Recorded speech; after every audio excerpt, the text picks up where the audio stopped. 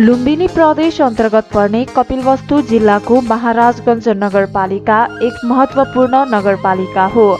महाराजगञ्ज नगरपालिका कपिलवस्तुको बीचमा अवस्थित छ। यस नगरपालिकाको पूर्वमा कपिलवस्तु नगरपालिका, पश्चिममा कृष्णनगर र शिवराज नगरपालिका रहेको छ। उत्तरमा बुद्धभूमि नगरपालिका छ। दक्षिणमा छिमेकी राष्ट्र भारत रहेको छ। यो नगरपालिकामा मधेसी बाहुल्यता रहेको छ। यहाँ मुस्लिम, कुर्मी, चौधरी, यादव, पासी, कलवार, चामर, मल्लाह, धोबी, शुक्ला, पाण्डे, गुप्ता, तिवारी, थारू लगायतका जात जातिहरूको बाहुल्यता रहेको छ। अब लागौं यस नगरपालिकाका लेखापाल राजेन्द्र प्रसाद चौधरीसँग गरिएको कुराकानीतर्फ। चौधरी सर, यो आर्थिक वर्ष, चालु आर्थिक वर्षका लागि भनेर नगरपालिकाले कति बजेट विनियोजन गरेको छ, स्पष्ट पारिदिनुहोस् न। नमस्कार सर, यो आर्थिक वर्षमा त 1,11,86,87,27,000 बजेट, जुनमा चालुगत 66,06,15,000 र पुँजीगत 45,80,12,000। हाम्रो प्राथमिकता पूर्वाधार, सडक, शिक्षा, कृषि र छप्पर मुक्तमा हामी प्राथमिकता दिएछौँ। यो त यो वर्षको भइहाल्यो, चालु आर्थिक वर्षको भइहाल्यो। 2078-79 गएको आर्थिक वर्षको अवस्था के थियो, त्यो पनि स्पष्ट पारिदिनुहोस् न। हाम्रो कुल बजेट थियो 82,79,68,000, जुनमा चालुका 74,05,95,000 र पुँजीगतमा खर्च भएछ।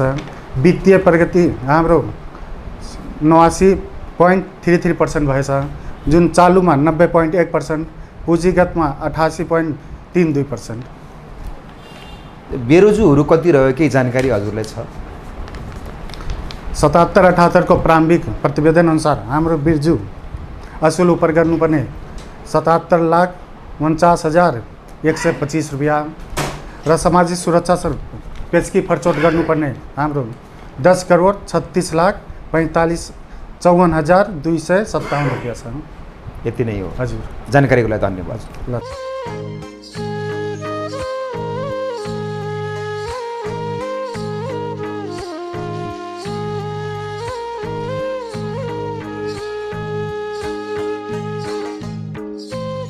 कपिलवस्तु जिल्लाको महाराजगञ्ज, बलरमावापुर, कुशहवा, हरदौना, सिसवा, कजरहवा, बरैपुर, भलवारी र उदयपुर गाविसलाई समेटेर नगरपालिका बनाइएको हो।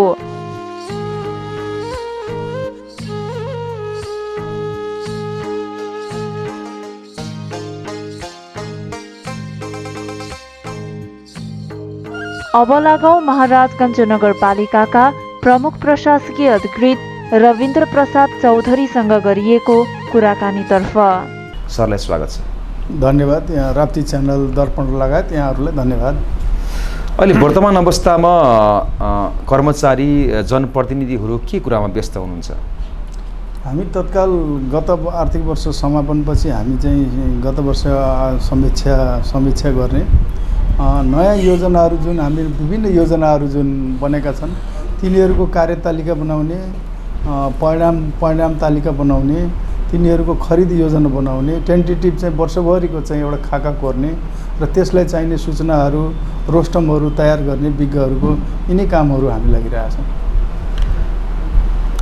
गएको आर्थिक वर्ष 2078-79 यो नगरपालिकाले गर्न सकेका राम्रा कामहरू, उपलब्धिमूलक कामहरू के हुन् र गर्न नसकेका के कामहरू रहे, यो पनि स्पष्ट पारिदिनुहोस् न।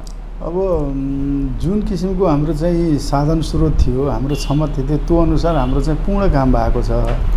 अब समस्याहरू, कामहरू त्यहाँ धेरै अधुरा छन्, कतिपय आर्थिक स्रोतको कारणले लगायत विभिन्न कारणले चाहिँ बाँकी रहेका छन्। तर जुन हाम्रो वार्षिक कार्यक्रम, टेन्टेटिभ कार्यक्रम थियो, त्यो हामीले चाहिँ वित्तीय प्रगति हामीले 90% गरेका छौँ।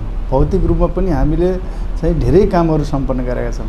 गत वर्ष यहाँ जुन किचड मुक्त भनेर एउटा गाउँघरको मधेसी गाउँघरमा जुन हिलो थियो भित्री गाउँघरमा त्यसलाई किचड मुक्त रूपमा लगभग झन्डै 90% गाउँ हिलो रहितै भएको छ र खर मुक्त छानो जुन छप्पर मुक्त कार्यक्रम थियो त्यो भने पूर्ण रूपमा भएको छैन र यो वर्ष पनि त्यसलाई पूर्ण चाहिँ कार्यान्वयनमा हामी चाहिँ ल्याएका छौँ र अन्य मुख्य कुराहरू बाटोघाटोहरू स्तरीकरण भएका छन् बर्थिङ सेन्टरहरू यहाँ चाहिँ चारवटा जुन अनुपात चाहियो एनएफ छ पर्याप्त रूपमा चाहिँ छ र एम्बुलेन्सहरू पनि यहाँ रहेको छ हस्पिटलको स्तरीकरण हुँदै गरिरहेको छ गत वर्ष चाहिँ एउटा चाहिँ यहाँ ठुलो 1500 को अस्पतालको आवश्यकता थियो जुन केन्द्रीय सरकार अनुसार जुन बजेट आएको छ त्यो हामीले ठेक्का भएर चाहिँ एकदमै द्रुत गतिमा चाहिँ काम चलिरहेको छ हैन समग्र रूपमा हाम्रो जुन सानादेखि ठुला जुन योजनाहरू थिए ती हामीले चाहिँ सम्पन्न गरेका छौँ कि बाँकी कामहरू रहे के कारणले गर्दाखेरि तपाईहरुले ती कामहरूलाई सम्पन्न गर्न सक्नु भएन कारण के थिए यसो छ छप्पर मुक्त कार्यक्रम लगायत केही कार्यक्रमहरू भौतिक विकासहरू त्यो बजेटदेखि लिएर गत वर्षको जुन कार्यक्रम थियो जनसङ्ख्या धेरैका चाहिँ हामीले चाहिँ सुरक्षित आवास लगायत व्यवस्थापन गर्नुपर्ने धेरै खरयुक्त घरहरू धेरै भएकाले एउटै वर्ष नसकिने यो चाहिँ 2-3 वर्ष नै कार्यक्रम सुरुवाती कार्यक्रमै यो 2-3 वर्षमा सक्नुपर्छ भन्ने किसिमको कार्यशेड्युल भएको हुनाले ती बाँकी छन् र झन्नै अब हामीले समस्या भन्दा पनि हामीले चाहिँ बजेट अनुसार पनि काम गर्नुपर्ने हुन्छ किनभने केन्द्रीय बजेट सङ्घीय बजेट जुन आउँछ त्यहीमा हामी यहाँ कार्यक्रम हुन्छ यहाँ चाहिँ कुनै किसिमको आन्तरिक स्रोतहरू नदी नाला लगायत अन्य स्रोतहरू पर्याप्त रूपमा छैन हामी चाहिँ पूर्ण रूपमा प्रदेश सरकार र केन्द्रीय सरकारमै निर्भर भएका छौँ त्यसले गर्दाखेरि हाम्रो चाहिँ स्रोत अनुसारको काम चाहिँ भएको छ अब यो 79-80 का लागि तपाईहरुले एउटा भारी बजेट ल्याउनु भएको छ हैन राम्रो बजेट पनि ल्याउनु भएको छ अब कति उत्रिन सक्नुहुन्छ यो बजेटमा भन्ने कुरा आफ्नो ठाउँमा रह्यो विशेष प्राथमिकता कुन क्षेत्रलाई दिएको छ यो बजेटले यो नगरपालिकाले भनिदिनुस् न हामीले अहिले झन्नै अब 1.5 खर्बको सबै गरेर हाम्रो वितरणमुखी सामूहिक सुरक्षा लगायत सबै काम गरेर हामीले 1 अर्ब जतिको बजेट रहेको छ तथापि त्यसमा चाहिँ धेरै जसो सशर्त बजेटहरू छन् हाम्रो जुन आफ्नो बजेट भनेको एकदमै न्यून रहेको छ जुन हामीले यहाँ कार्यक्रम गर्नुपर्ने हो त्यो कार्यक्रमहरूले हामीले अहिले आर्थिक योजना बनाएका छौँ र थोरै साधन स्रोत भएको हुनाले त्यसलाई लगभग 3 वर्ष 4 वर्ष 5 वर्षमा भ्याइने किसिमले हामीले योजनाबद्ध गरेका छौँ अहिले हामीले चाहिँ यो थोरै पैसा भएको हुनाले हामीले मोडल रोल खेल्नुपर्छ निजी क्षेत्र र सहकारी क्षेत्रलाई हामीले चाहिँ गोलबद्ध गरेर तिनीहरूको पनि स्रोत क्षमतालाई उपयोग गर्नुपर्छ भन्ने किसिमले हामी अगाडि लागिरहेका छौँ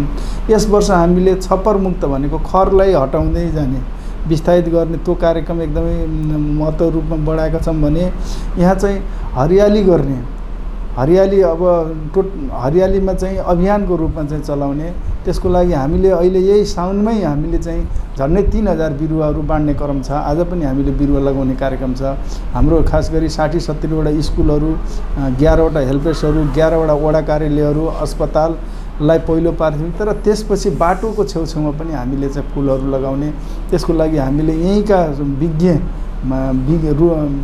रिटायर भएका विज्ञहरूलाई पनि उपयोग गरेका छौँ त्यसै गरी स्वास्थ्य क्षेत्रमा पनि हामीले चाहिँ बढी प्रायोरिटी दिएका छौँ यो पिछडिएको क्षेत्र भएको हुनाले यहाँको चाहिँ जुन आर्थिक क्षमता न्यूनीकरण भएको हुनाले स्वास्थ्यमा पहुँच पुगिरहेको छैन त्यसको लागि हस्पिटल चाहिँ द्रुत गतिमा बनिरहेको छ भने यसै वर्षदेखि सुत्केरीहरूलाई निःशुल्क एम्बुलेन्स गरिएको छ एम्बुलेन्स चारवटा रहेका छन् अझै एम्बुलेन्स थप्ने कार्यक्रम रहेको छ स्वास्थ्य क्षेत्रलाई पनि एकदम व्यवस्थित गर्दै लैजाने स्कुलहरूलाई पनि कडाइका साथ एउटा चाहिँ अनुशासनबद्ध पढाइ अध्यापनतिर जोड दिने भनेर यसपालि चाहिँ स्वास्थ्य भौतिक अलावा भौतिक कुराहरू हामीले प्रायः जसो थोरै बजेट भएको हुनाले केन्द्र सरकार र प्रदेश सरकारलाई नै अनुरोध गर्ने र अन्य सामाजिक मानव विकासलाई चाहिँ एकदमै अगुवाईको रूपमा चाहिँ अगाडि बढाउने अभियानको रूपमा चलाउने भनेर हामीले चाहिँ यी क्षेत्रहरूमा स्वास्थ्य त्यसै गरी शिक्षा क्षेत्रतिर बढी जोड दिएका छौँ कृषि प्रधान देश पनि हाम्रो नेपाल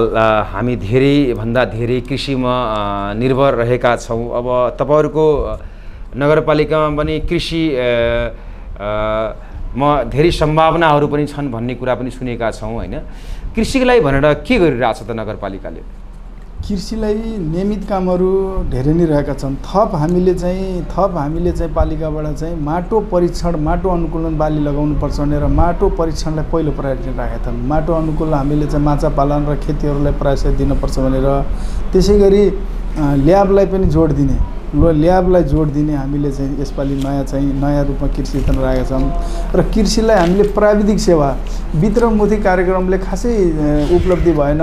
एउटा हुने वर्गहरूले नै अनुदान लिने, अलिकति चाहिँ त्यो मोडलको गर्ने र काम गर्ने वर्ग सधैँ वञ्चित हुने भएको हुनाले अहिले हामीले पहिलोपटक कम्तीमा पनि एउटा परियोजना मोडल अथवा एउटा चाहिँ एनजिओ मोडलको रूपमा 11वटा वडामा 5-5वटा घर, 11-55वटा घरलाई हामीले चाहिँ 5 कट्ठाभन्दा तलका घरलाई उनीहरूको चाहिँ प्राविधिक जनशक्ति रेगुलर दिएर मोनिटरिङ गरेर उनीहरूको 5 वर्ष अगाडिको हिस्ट्री फर्मेटमा क्यालकुलेसन गरेर कति कमाउनुहुन्थ्यो त्यसको दोब्बर बनाउने र अनुदानको रूपमा केही नदिने, फेरि प्राविधिक रूपमा दिने, जुन क्षमतावान किसानहरू जुन गर्नुपर्छ भन्ने किसिमले चाहिँ उहाँहरू जुट्नुहुन्छ जस्तो हामीले चाहिँ अपेक्षा गरेका छौँ। त्यो मिहिनेती वर्ग उहाँहरूले हो। उहाँहरूले न्यूनतम रूपमा बिउसम्म, उन्नत जातको बिउहरूसम्म दिने र तिनीहरूको सेड्युल परिवर्तन गर्ने, धान नलाए पनि मरिन्छ भन्ने कन्सेप्टलाई चेन्ज गरेर तरकारीतिर अथवा अन्य हाम्रो जुन विज्ञले सिफारिस त्यहीमा उनीहरूलाई लागि गर्ने, तरकारीहरूलाई पनि एउटा बेमौसमी रूपमा कन्भर्ट गर्ने ताकि उनीहरूको थोरै खेत भएकाले पनि पूर्ण रूपमा चाहिँ आर्जन गरेर आफ्नो शैक्षिक आर्थिक अवस्था सुधार गरून् भन्ने किसिमले अहिले नमुनाको रूपमा 0 बजेटमा हामीले 55 घरलाई चाहिँ एउटा चाहिँ नमुनाको रूपमा पाइलटको रूपमा चाहिँ हामीले यसपालि चाहिँ कार्यक्रम गर्ने र यो राम्रो भयो भने अझ थप घरहरूलाई चाहिँ व्यवस्थित गरेर बजेट पनि विनियोजन गर्दै जाने। यो पहिलो वर्ष 0 बजेटमै हामीले त्यो कार्यक्रम गर्न खोजिरहेको छौँ। सिँचाइको पहुँच पनि सबै कृषकले पाएको अवस्था हो।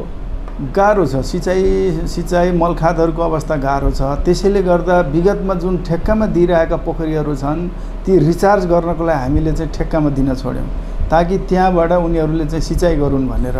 अब ती पोखरीहरूलाई यसपालि संरक्षण गर्ने, नापजोख गर्ने र छेउछेउमा चाहिँ निजी तथा पालिका साझेदारीमा चाहिँ वृक्षारोपण गराउने, फलफुल र त्यसको उपयोग एउटा सेयरिङ रूपमा केही % पालिकाले दिने, बाँकी तिनै व्यक्तिहरूले चाहिँ उपयोग गर्ने मोडलले रुखहरू पनि लगाउने, फलहरू लगाउने यसपालिको सोच हामीले चाहिँ विकसित गरेका छौँ। र त्यो पानी पनि मिलिजुली उहाँहरूले उपयोग गर्ने, किनभने सिँचाइको अवस्था यहाँ चाहिँ छैन, गाह्रो छ, आकाशको भरमै खेती हुने कारणले त्यो हामीले चाहिँ जोड दिएका छौँ। कर्मचारीहरू त्यसै गरेर जनप्रतिनिधिहरूको सम्बन्ध कस्तो छ हाम्रो नगरपालिकामा? तपाईँ प्रमुख प्रशासकीय अधिकृत हुनुहुन्छ यस नगरपालिकाको, तपाईँले दिने निर्देशन आफ्ना मातहतका कर्मचारीहरूलाई के हो त्यो पनि भनिदिनुहोस् न।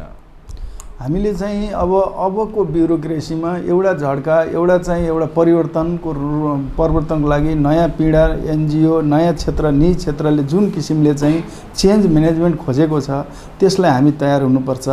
हामी नै अब यो देशको चाहिँ एउटा चेन्ज एजेन्ट हो, हामी नै एउटा परिवर्तनको लागि अगाडि सर्नुपर्छ, हामीले पनि केही गर्नुपर्छ समाजलाई, लघु उद्यममा भन्ने किसिमले मोटिभेसन हाम्रो कर्मचारीहरू भएका छन्।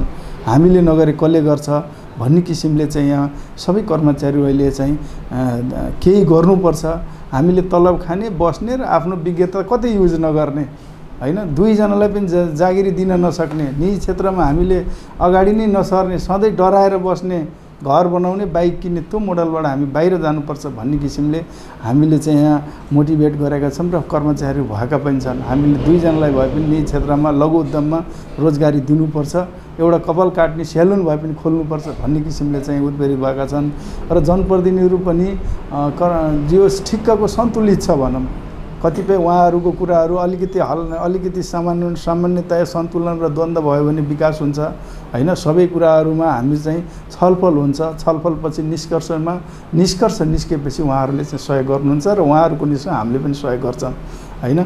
सबै कुराहरूमा चाहिँ त्यो मोडलले गइरहेको छ। मतहरू भिन्नता आयो भने पनि त्यसलाई फेरि छलफल गरेर उत्तम विकल्पहरू छाने भने उहाँहरूले हामीलाई सहयोग गरेको अवस्था छ र हामीले पनि उहाँहरूलाई अवस्था गरेको छ। त्यो मोडलले चाहिँ पालिका अगाडि बढिरहेको छ। नगरपालिकाको कुन वडा अलिकता पछि परेको हजुरहरूले महसुस गर्नुभएको छ? किन पछि पर्यो? के गर्नु पर्ला त्यो वडाको लागि? के छ? त्यस्तो छैन। अब कुनै समग्र सूचकमा चाहिँ समग्र सूचक कोही कुनै सूचकमा अगाडि छ, कुनमा पछाडि छ। त्यसले गर्दा समग्र रूपमा 11 वडा चाहिँ एकै नासका छन् भनौँ न। अब कुनै चाहिँ वडा चाहिँ अब भौतिक रूपले अगाडि छ भने अन्य शिक्षा अन्त पछाडि छ, कुनैमा व्यापार अगाडि छ भने त्यहाँ सरसफाइ अन्य कुराहरू विकृति छ। त्यसले गर्दा मोटामोटी यो चाहिँ कपिलवस्तु जिल्लाको उत्तरी बेल्टभन्दा दक्षिणी बेल्टहरू सधैँ पछाडि नै परेका छन् हैन। विभिन्न कुराहरूले शैक्षिक रूपमा, अन्य कुराहरूले आर्थिक रूपमा यहाँको मूल्य पनि सस्तो, सबै कुरा सस्तो। त्यसले गर्दा विकासमा पनि अब त्यसले आर्थिक रूपमा चाहिँ रासो पनि नउठ्ने, हामीले पनि केही त्यस्तो अवस्था रहेको छ।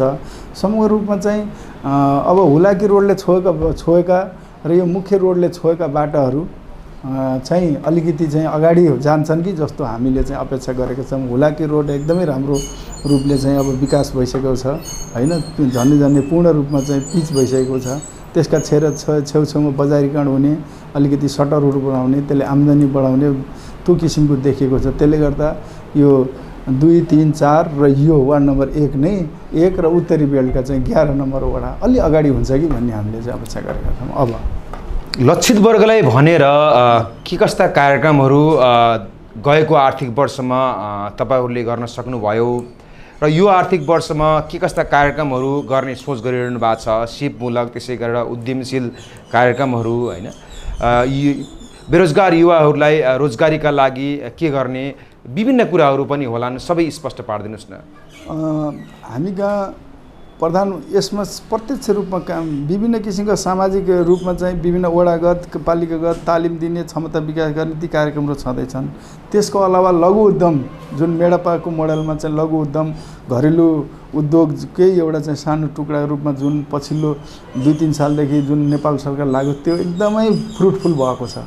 त्यसले चाहिँ विगतमा भएका साना लघु उद्यमहरूलाई पनि तिनीहरू स्तरोन्नति गर्ने, सामग्रीहरू सानो सामग्री वितरण गर्ने र नयाँ प्रत्येक वर्ष चाहिँ 90 जना 100 जना नयाँ चाहिँ उद्यमीहरूलाई तालिम दिएर उनीहरूले खोजेको एउटा चाहिँ सामाजिक रूपमा चाहिँ उनीहरूको छलफल गरेर उनले खोजेको उनको क्षमता भएकोमा चाहिँ फेरि तालिम दिएर त्यसलाई चाहिँ अगाडि बढाउने, त्यसलाई चाहिँ प्रमोटन गर्ने जुन कार्यक्रमहरू त्यो अत्यन्त राम्रो छ। यहाँ पनि चाहिँ त्यो लागू भइरहेको छ। खास गरी बजेटको अभावले प्रत्येक वर्ष 100-150 भन्दा त्यो चाहिँ बढावा दिन सकेका छैनौँ। प्रत्येक वर्ष 200 को हिसाबले चाहिँ बढिरहेको छ पुरानो नयाँ गरेर। त्यसै गरी प्रधानमन्त्री रोजगार भन्ने कार्यक्रम छ, यो अत्यन्त राम्रो कार्यक्रम छ। तर तत्काल यसले चाहिँ सबै किसिमका सूचनाहरू सङ्कलन गर्न नसकेको अवस्था छ। यो प्रधानमन्त्री रोजगारले 51-52 झन्डै 50-60 लाखको चाहिँ काम हुन्छ। यसले 100 दिन बेरोजगारीहरूलाई रोजगारी दिन्छ यसले।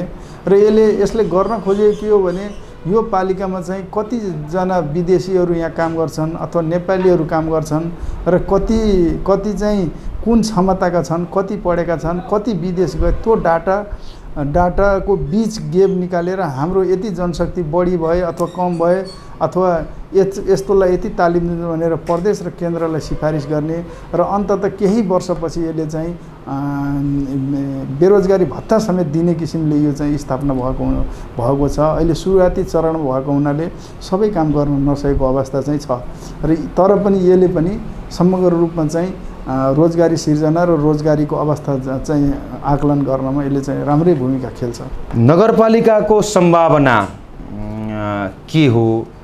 कुन कुराबाट नगरपालिकाले धेरै फाइदा लिन सक्छ, यहाँका नगरवासीले फाइदा लिन सक्छन् जस्तो लाग्छ हजुरलाई? यहाँ अब प्राकृतिक रूपमा चाहिँ खोला छ, खोलाको बहुउपयोग गर्न सकिन्छ।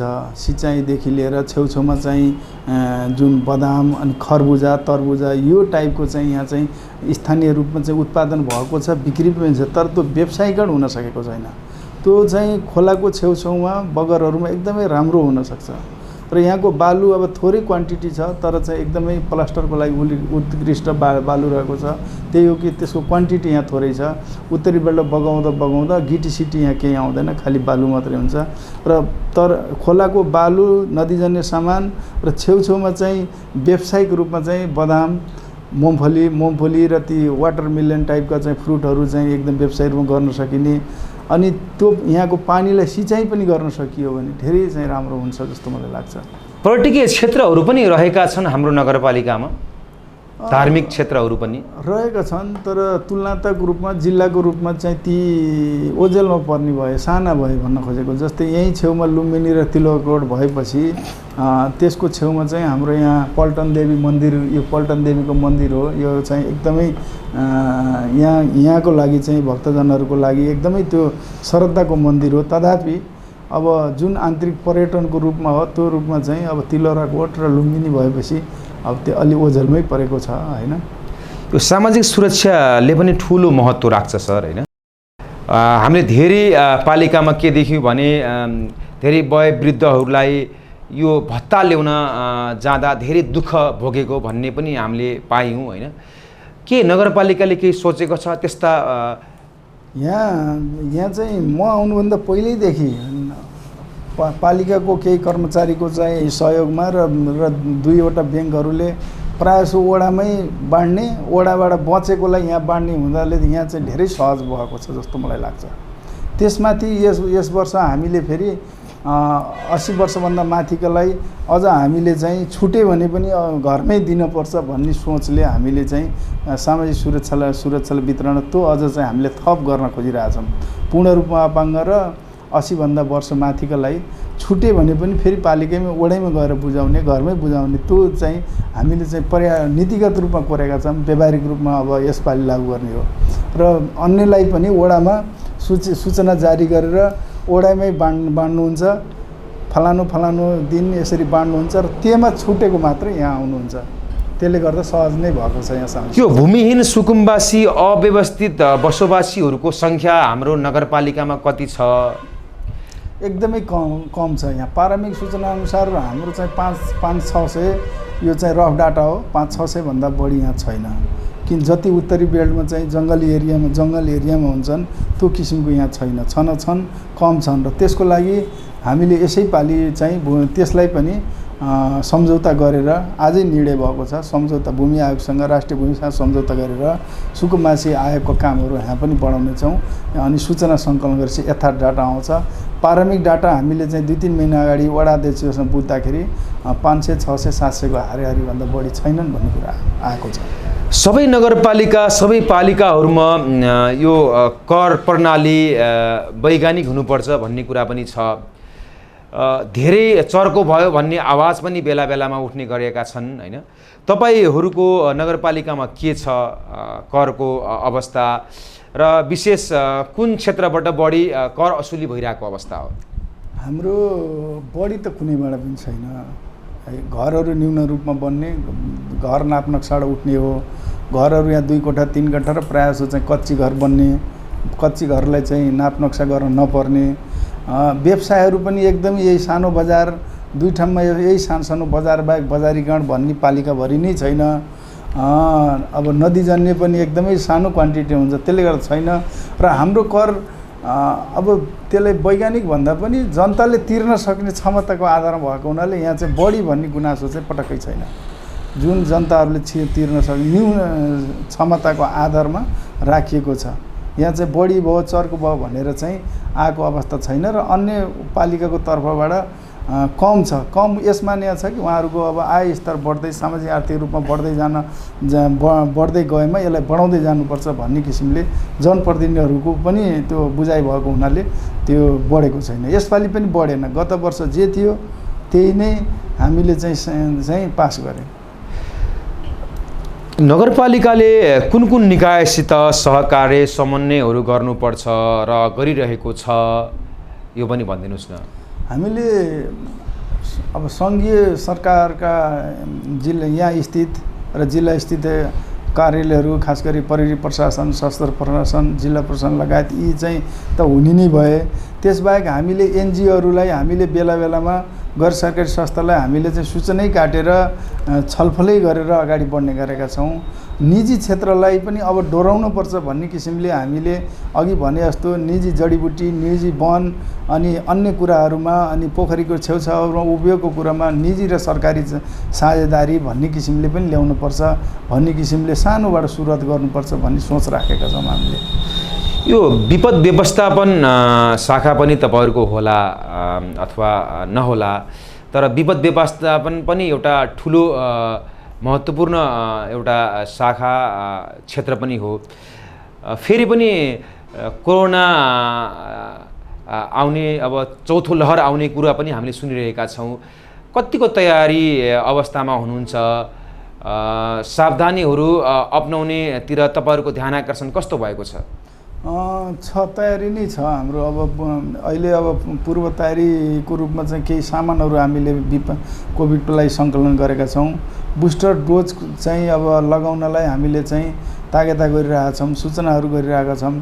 अनि विपद कक्ष हामीले यो नगरपालिकामा खोप कति प्रतिशतले लगाइसक्नु भयो?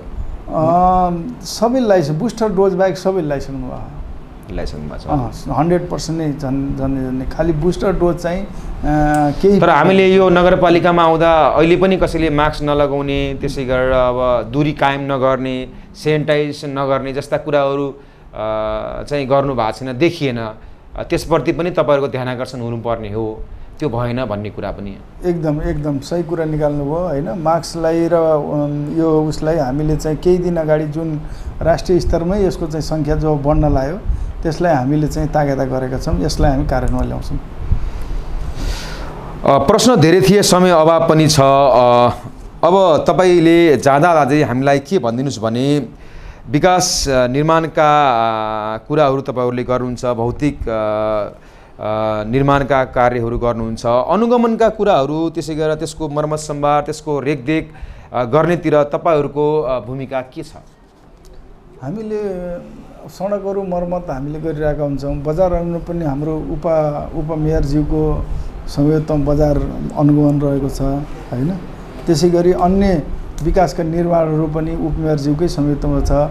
अब प्रदेश र केन्द्रीय स्तरको चाहिँ योजनाहरूको रूपमा चाहिँ उहाँहरू नै टोली आउनुहुन्छ, जिल्ला समन्वयको टोली आइरहन्छ। उहाँहरूले हामीलाई पनि समावेश गर्नुहुन्छ उहाँहरूले। यसरी चाहिँ हामीले चाहिँ आफ्नो क्षेत्र अधिकारको अनुगमनहरू चाहिँ नियमित रूपमा भइरहेको छ। यो नगरपालिकाको समस्या खास के हो र त्यो समस्यालाई कसरी समाधान गर्न सकिन्छ?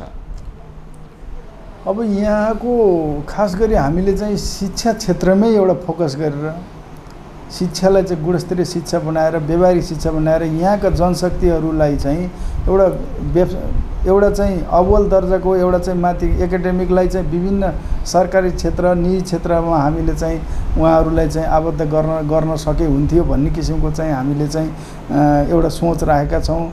र बाँकी पढ्न नसकेकालाई पनि एउटा सिप दिएर, 10 सिप दिएर देशमा वा चाहिँ विदेशमा चाहिँ एउटा चाहिँ स्किलफुल चाहिँ पैसा ल्याउन्। यहाँका मान्छेहरू धेरै वैदेशिक रूपमा खाडी मुलुकमा गएका छन्, उहाँहरू सामान्य लेबर भएर गइराख्नु भएको छ। हामीले चाहिँ एउटा स्किलफुल एउटा चाहिँ 10 जनशक्ति रूपमा पठायो भने बढी पैसा आउँथ्यो कि भन्ने सोच हामीले चाहिँ अगाडि बढेका छौँ। र तिनको लागि हामीले लघु उद्यम लगायत अन्यतिर पनि सिपमूलकतिर पनि हामीले चाहिँ जोड दिएका छौँ। यसरी हामीलाई समय प्रदान गरिदिनु भयो, यसरी जानकारी गराइदिनु भयो। चौधरी सर, हजुरलाई धेरै धेरै धन्यवाद दिन चाहन्छु। यहाँहरूलाई पनि यसरी चाहिँ एउटा यो स्थानीय तहलाई पनि यहाँका चाहिँ समस्या, यहाँका सम्भावनालाई उजागर गरिदिनु भएकोमा यहाँ दुवैजना लगायत यहाँको चाहिँ च्यानल राप्ती दर्पणलाई पनि म आफ्नो व्यक्तिगत तर्फबाट र यो पालिकाबाट धेरै धेरै चाहिँ आभार प्रकटका साथ धन्यवाद दिन चाहन्छु। हस्, धन्यवाद।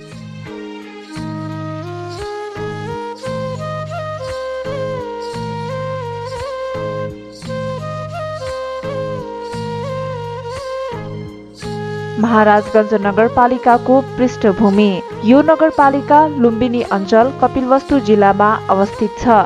स्थानीय तहको पुनः संरचनामा यो नगरपालिका साबिक महाराजगञ्ज, सिसवा, बरैपुर, कजरहवा, भलवारी, कुशहवा, हरदौना, उदयपुर र बलरमावापुर गाविसहरू मिली बनेको नगरपालिका हो। क्षेत्रफल वर्ग किलोमिटर 112.21, वडाको सङ्ख्या 11। जनसङ्ख्या 2068 को जनगणना अनुसार 54,800, जनघनत्व 488.37।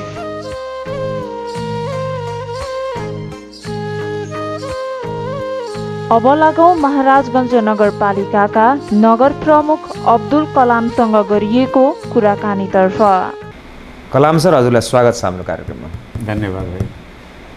वर्तमान अवस्थामा तपाईँहरू केमा व्यस्त हुनुहुन्छ भन्ने मैले तपाईँलाई प्रश्न गरेको थिएँ। केमा व्यस्त हुनुहुन्छ? अब जनताले निर्देशन गरेर यहाँ पठाइसकेछ त, अब उसको जनताको विकासका लागि, यहाँको मूलभूत आवश्यकताको काम गर्नको लागि यहाँ पठाइएको हो। सबभन्दा पहिला त हाम्रो स्वास्थ्य, शिक्षा, खानेपानी, कृषि, सिंचाई, यही सबै हाम्रो एउटा कीचड मुक्त अभियान पनि थियो। योभन्दा पहिला 5 साल हामी योभन्दा पहिला पनि नगर प्रमुख भएर काम गरेको हुँ। यो करिब 90देखि 92वटा गाउँ टोल छ यहाँ। यो कीचड मुक्तको अभियान लिएर हामी आएका थिए। अब करिब 90-95% यहाँ कीचड मुक्त भइसकेछ त गाउँवासी। त्यसपछि अब अहिले शिक्षा, स्वास्थ्य, कृषि यसैमा हामी काम गरिराखेका छौँ। तपाईँले भनिहाल्नुभयो, तपाईँ 74मा पनि निर्वाचित भएर यहाँ नगर प्रमुखको रूपमा काम गरिसक्नु भएको छ। लामो अनुभव पनि छ तपाईँलाई। फेरि पनि अहिले तपाईँलाई जनताहरूले जिताएर यहाँ पठाउनु भयो। यो कोरोनाको कारणले गर्दा, त्यसै गरेर पहिलो अभ्यास, पहिलो अनुभवका कारणले गर्दा पनि तपाईँहरूले भने जतिको प्रतिफल जनतालाई दिन सक्नु भएन भन्ने गुनासो पनि सुनिन्छ। यो साँचो हो? अब गुनासो छ कि छैन त्यो त मलाई थाहा छैन, तर यो कोभिडको बेलामा, यो महामारीको समयमा यो नगरपालिकाका जब सम्पूर्ण स्वास्थ्य शाखाका अरू नगरपालिकाभित्र रहेका सबै कर्मचारीहरू, त्यसपछि हाम्रो यो पुलिस प्रशासन सबै मिलेर, शिक्षाका जुन हाम्रो शिक्षकहरू छन् सबै मिलेर हामी यो बेलामा करिब 3200 जना इन्डियाबाट आएका व्यक्तिहरूलाई हामी क्वारेन्टाइनमा राखेका थिए। वहाँको खाना पानी बस्ने सबै हामी व्यवस्थित गरे। बॉर्डरमा करिब 3 दिनसम्म इन्डियाबाट आउने मान्छे यताबाट हाम्रो पुलिस प्रशासन बॉर्डरमा भित्र नछिर्ने दिने यस्तो स्थिति थियो, धक्का मुक्कीका स्थिति थियो। हामी सबै गएर, सबै हाम्रै नेपालका वासी हुन्, जुनसुकै जिल्लाका हुन्, ल्याएर बॉर्डरमा राखे, खाना पानीको व्यवस्था गरे।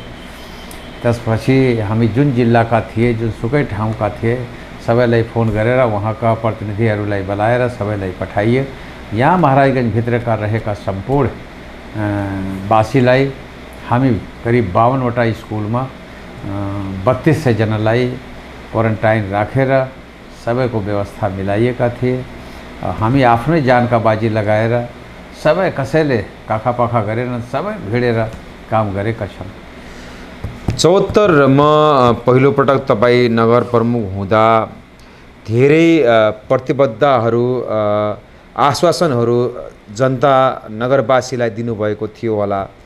सबै पुरा गरेको जस्तो मान्नु भएको छ अथवा कुन कुन कुरामा तपाईँहरू पछि पर्नुभयो? बाँकी रहेका कामहरू के रहे यो पनि भनिदिनुहोस् न।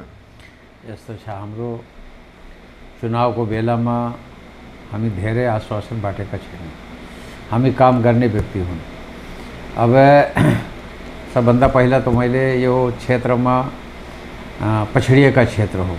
यहाँ गाउँमा एकदम कीचडै कीचड, बरसातभरिमा जान एकदम अप्ठ्यारो।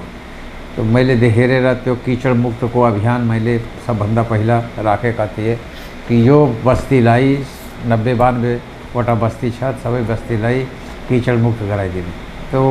त्यो मैले काम 90-92% सम्म कीचड मुक्त गराइयो। अब त्यसपछि हामी शिक्षा, स्वास्थ्य, बर्थिङ सेन्टर 6वटा चलाइयो। बर्थिङ सेन्टर हाम्रो 6वटा चलिराखेछ, अहिले पनि चलिराखेछ। हस्पिटल जहाँ थिएन जुन वडामा हस्पिटल पनि बनाइयो। विद्यालय जुन अव्यवस्थित थियो त्यसलाई व्यवस्थित गरे।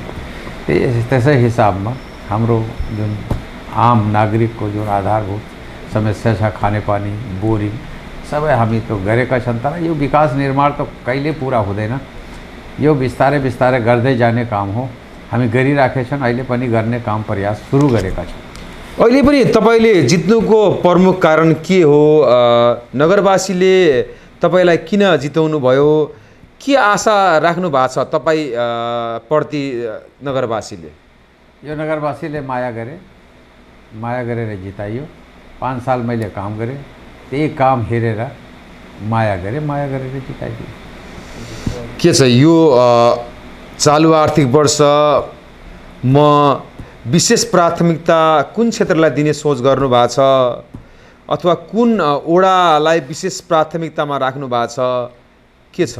11वटा वडा छ, सबै वडा प्राथमिकतामा छ।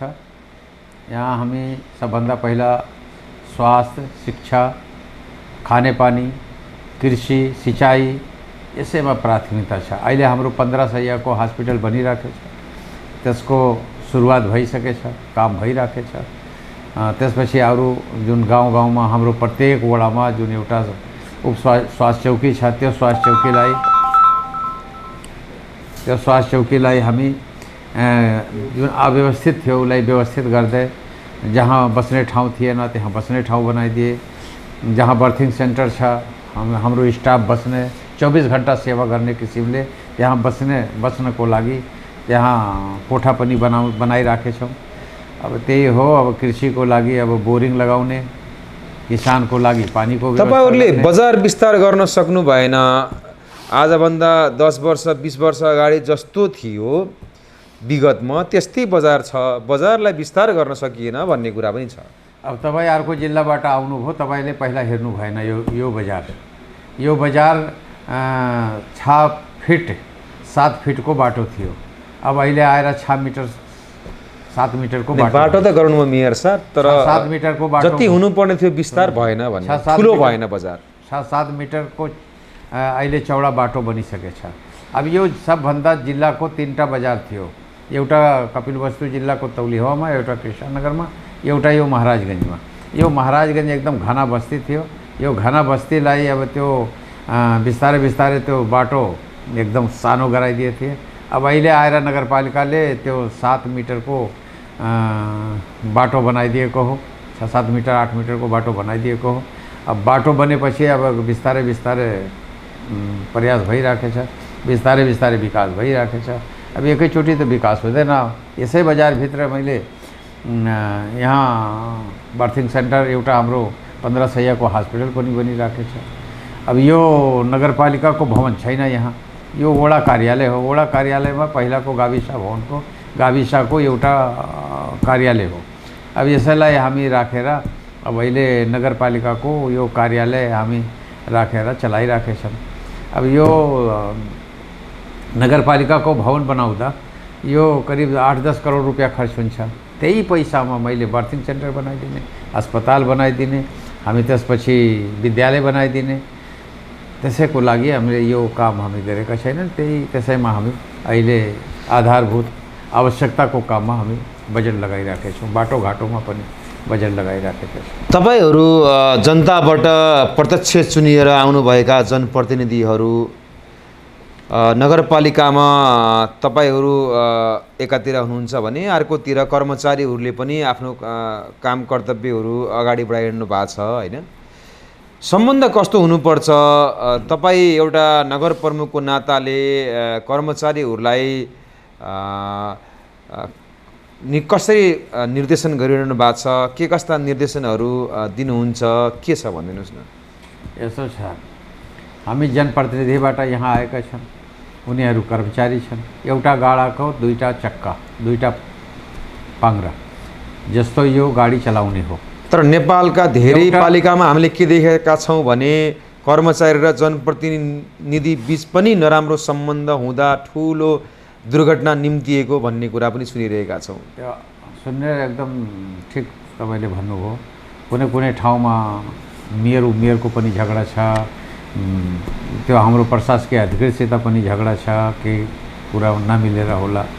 तर यो महाराजगञ्जमा जनप्रतिनिधिको, कर्मचारीको, प्रशासकीय अधिकृतको सबै जति कर्मचारीहरू छन् एक ठिक्क भएर काम सुरु गरेका छन्।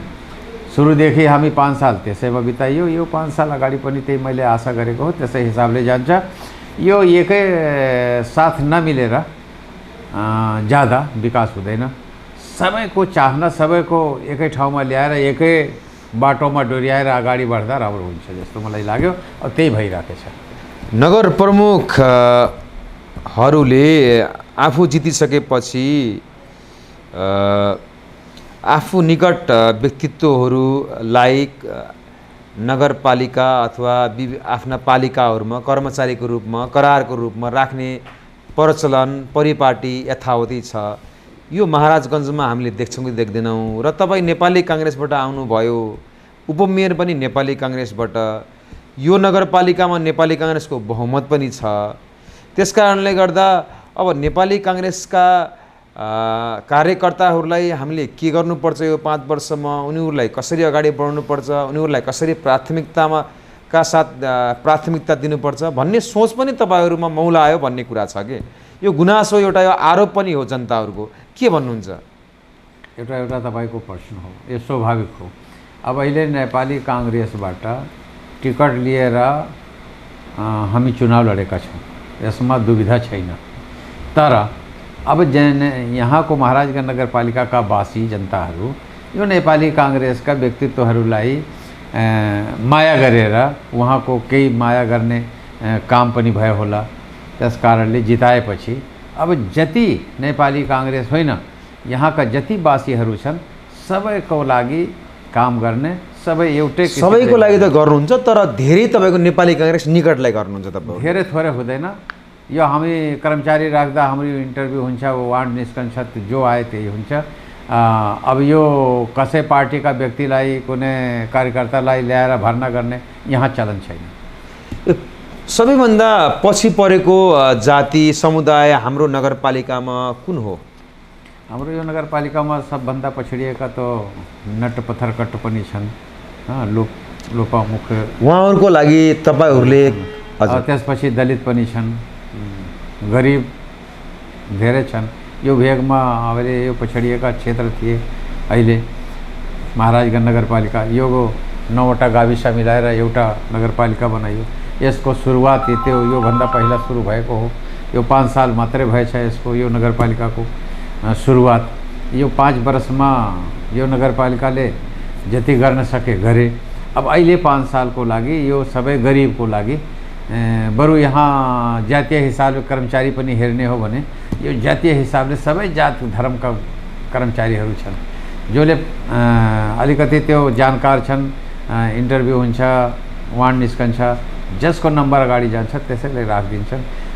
बरु यहाँ कुनै भेदभाव छैन यो नगरपालिका। ती पछाडि पडिरहेका वर्ग समुदाय, त्यसै गरेर जातिहरूको लागि भनेर नगरपालिकाले विगतमा कस्ता कस्ता कार्यक्रमहरू, सिपमूलक कार्यक्रमहरू, तालिमहरू होइन के गर्यो र अब के गर्ने सोच गरिरहेछ? कसरी उनीहरूलाई उकास्न सकिएला त? यसो छ, यो हाम्रो 99% यहाँ कृषिमा आधारित जनताहरू छन्। यहाँ कृषि मात्रै एउटा छ। यहाँ कुनै फ्याक्ट्री पनि छैन यो नगरपालिकाभित्र। यहाँ कुनै आम्दानीको स्रोत पनि छैन। बार्डरमा भन्सार पनि छैन। यहाँ कुनै आय स्रोत छैन। यहाँ आय स्रोत नरहेका यो नगरपालिका हो जस्तो मलाई लागिरहेको छ। यहाँ सबैको, जसरी यहाँ हाम्रो जति हाम्रो गरिब त्यो दलित समुदायका छन्, हामी कृषिका तालिम दिने, उहाँलाई कुनै सिपमूलक तालिम दिने, स्कुलमा उहाँहरूलाई उहाँको पहुँच स्कुलसम्म गराउने, त्यहाँको विद्यालयसम्म उहाँको बच्चाहरू पठाउने त्यो प्रयास भइराखेको छ। अब गरिबहरूको लागि अब जसरी यो किचड मुक्त भयो, अब अहिले छप्पर मुक्तको एउटा अभियान छ। अब यो 5 वर्षमा हामी छप्पर मुक्त गरिदिने यो एउटा बाचा गरेर हामी आएका छौँ। यो छप्पर मुक्तै गरिदिने हो। अब यो नगरपालिकाको समस्याहरू के हुन् त? कसरी ती समस्याको समाधान गर्न सकिएला? यो नगरपालिकामा सबभन्दा समस्या तो शिक्षा को हो। अब शिक्षा को स्तर विद्यालय तो छ, र विद्यालय भएर भवन भएर हुँदैन। अब गुणस्तरीय शिक्षा को यहाँ आवश्यकता हो। अब गुणस्तरीय शिक्षा को लागि अब अहिले अभियान सुरु भएको छ, अनुगमन सुरु भएको छ। अरू यसरी अब इन्डिया एम्बेसीबाट हामी करिब 4 करोड हरिहारामा एउटा विद्यालय पनि बनाएका छन्, 12 कोठाको 14 कोठाको। त्यसमा कुनै अब क्याम्पस चलाउने या कुनै फ्याकल्टी ल्याएर चलाउने, यस्तै 2टा क्याम्पस बनाइदिने, यस्तै अभियानमा अब जसरी यो एउटा प्राविधिक धार पनि हामी चलाइराखेका छौँ। यस्तै किसिमले अब शिक्षामा हामी अगाडि कसरी जान सकिन्छ त्यसैमा हामी अब अहिले प्रयास गर्ने हो। त्यसपछि स्वास्थ्य और कृषि किसानहरूलाई पानीको व्यवस्था। अब यो अहिले मलको व्यवस्था छैन। मलको व्यवस्था अहिले यो बार्डर किनारको भएका कारणले अलि इन्डियाबाट ल्याएर काम चलाइराखेका छन्, तर त्यो मलको व्यवस्था छैन। मलको व्यवस्था पनि अब नेपाल सरकारले गर्ने हो। अब त हामी त नगरपालिकाले त गर्न सकिन्न, तर हामी प्रयास गरेर त इन्डियाबाट ल्याइराखेका व्यक्ति किसानहरूलाई अलिकति त्यहाँ नसमात्नुहोस्, छोडिदिनुहोस्, त्यस्तै रिक्वेस्ट गरेर त काम चलिरहेको छ। यो महाराजगञ्ज नगरपालिकाभित्र अब स्वास्थ्य, शिक्षा, खानेपानी एक घर एक धाराको अवधारणा छ, त्यसमा हामी प्रयास गरिरहेका छौँ। करिब 11वटा वार्डमध्ये 7वटा वार्डमा खानेपानीको टङ्की पनि बनिसकेको छ। अब त्यो विस्तार मात्रै गर्ने हो, त्यो पनि विस्तार गराउने हो। यही यथावत कामको लागि हामी अब परिश्रम गर्ने हो, अगाडि जाने हो। यही नगरपालिकाको आधारभूत यिनै हुन् समस्या, र यो समस्याका समाधान उपाय पनि यी हुन्। अब समस्या जहाँ छ त्यहाँ समाधान त हुन्छ। पहिला त अठोट हुनु पर्यो। अठोट भएर त काम अगाडि जाँदा कुनै न कुनै समाधान त निस्कन्छ त। यसरी हामीलाई छोटो मिठो जानकारी गराइदिनु भयो, समय उपलब्ध गराइदिनु भयो आलम सर, हजुरलाई धेरै धेरै धन्यवाद। धन्यवाद छ तपाईँको च्यानल मार्फत मेरो पनि 2 शब्द आम नागरिक, आम जनतामा जान्छ। यसको लागि हाम्रो महाराजगञ्जको तर्फबाट, मेरो तर्फबाट यो च्यानललाई धेरै धेरै धन्यवाद छ तपाईँ।